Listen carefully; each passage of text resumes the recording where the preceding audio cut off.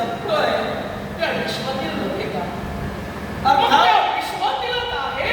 मग माझा भाऊ आहे त्या विश्वातील घटक आहे. अर्थात त्या विश्वातील घटकासाठी ते मी अमृत मागतोय, बाकी इतर कुणासाठी नव्हे. विश्वात सुद्धा तुझा बंधू आला, पण तुझ्या बंधूपेक्षा या चंद्राला आपलं कर्तव्य प्रिय आहे.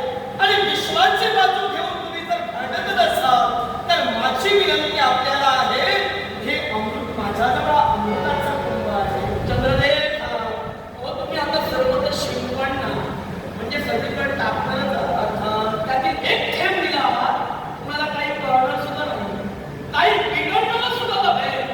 जसं तुम्ही गोळी टाकणार तसं तुम्हाला एक थेंब द्या, तुमचं विश्वकार्य चालूच राहणार. न पेक्षा याचा ताप सुद्धा तुम्हाला पुढे विचारू शकत नाही. कारण आजच्या रात्री किंवा या औषधी हा अमृताचा कण मिळाला ना, हे मिळाला त्याचं आयुष्य बदलणार. विश्वाला वाचवता येणारच नाही. एक तुमचं विश्वकार्य चालू, तुमचं दैवी तत्व जाग्यावर, तुमची जबाबदारी सुद्धा जाग्यावर. तुम्ही म्हणाला एक थेंब तरी त्या कुणाला कळणार नाही. अमृताचा शिंपणा शरद पौर्णिमेवर होणार आहे, तेव्हा तुमचा बंधू आज मरणासन्न अवस्थेत आहे आणि भाऊरायाचा शेवट होईल. तो पुनर्जीवित होण्यासाठी तुमची बाबा माझ्याजवळ करता येईल. अर्थात आणि याच्यासाठी जर तुम्ही आला असाल, तुमचा बंधू रावण जर का विचारा पुण्यवान असेल, अमृताचं शिंपण आता होणारच आहे. तुमच्या रावणाला भूमीवर अमृताचं शिंपण होणार आहे. रावणाला कुठंतरी उभा करा. बिचारा जर पुण्यवान असेल, अमृताचं शिंपण जर का पुण्यवान म्हणून त्याच्यावर झालं तर नशिबाला रावण वाचणार.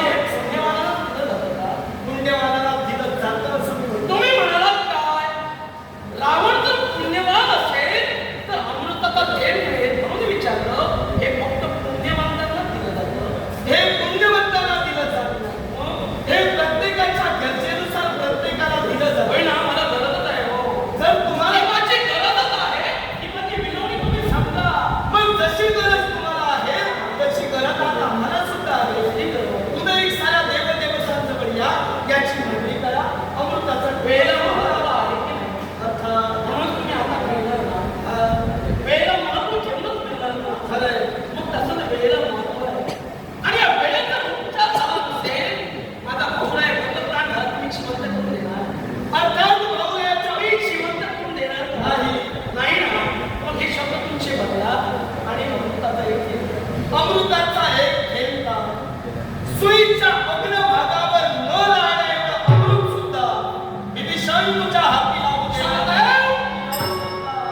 जेवढा मी शांत स्वभावाचा आहे, जेवढा विभीषण संयमी आहे, तेवढा शीघ्र कोपे आहे. माझ्या संयमाचा अर्थ तुम्ही पाहू नका. दैवताचा मान सन्मान ठेवा. माझ्या स्वार्थासाठी नव्हे तर कुठंतरी माझा उगवता भाऊ आहे, त्याच्या भविष्याचा विचार करतोय आणि म्हणून तुमच्याजवळ अमृत मागितलंय. सरळ मार्गानं मागितलं, सरळ मार्गानं. त्यापेक्षा वेगळा मार्ग धरा. माझ्यापेक्षा वाईट विचार. मग विभीषण स्वतःचा विश्वास जर तुमच्यावर वाचत असेल तर जरी अमृताच्या कुंभाचं मी तुम्ही आला असाल, वाटेल त्या थराला जा. मी थराला जाणार आहे. मी कधी थराला जात नाही. वेळप्रत प्रसंग कसा झाला दुसऱ्याला त्याचे थर दाखवतो. तेव्हा दैवी तत्वाचा सन्मान केलाय आणि अमृत तुमच्याजवळ आहे तेच मला हवं आहे. तुम्ही म्हणाल दुसरीकडचा, मी आणणार आहे. हे अमृत मला हवं आहे. कारण तुम्ही म्हणाल पुण्यवान असेल तर त्याला बाहेर उभा करा. त्याच्यात ताकद शिल्लक नाही, त्याची त्याला ओळख नाही, उभा राहू शकत नाही. दुसरी गोष्ट, केवळ तुम्ही याच्या पूर्वी म्हणजे देवतांजवळ जा. देवतांनी सुद्धा अमृत कुंभ कोणाला तरी दिलाय. अर्थातच दिलाय, तुम्हाला माहित आहे. पुढे त्यांनी काय केलं आवाज सेम सुधीर ना? तसा तो प्रसंग मी पटवून देईन.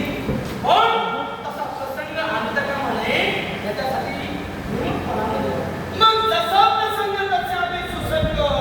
तेव्हा माझी विनंती आहे, त्रैवेळा जरी तुम्ही माझ्याजवळ विनंती केला तरी अमृताचा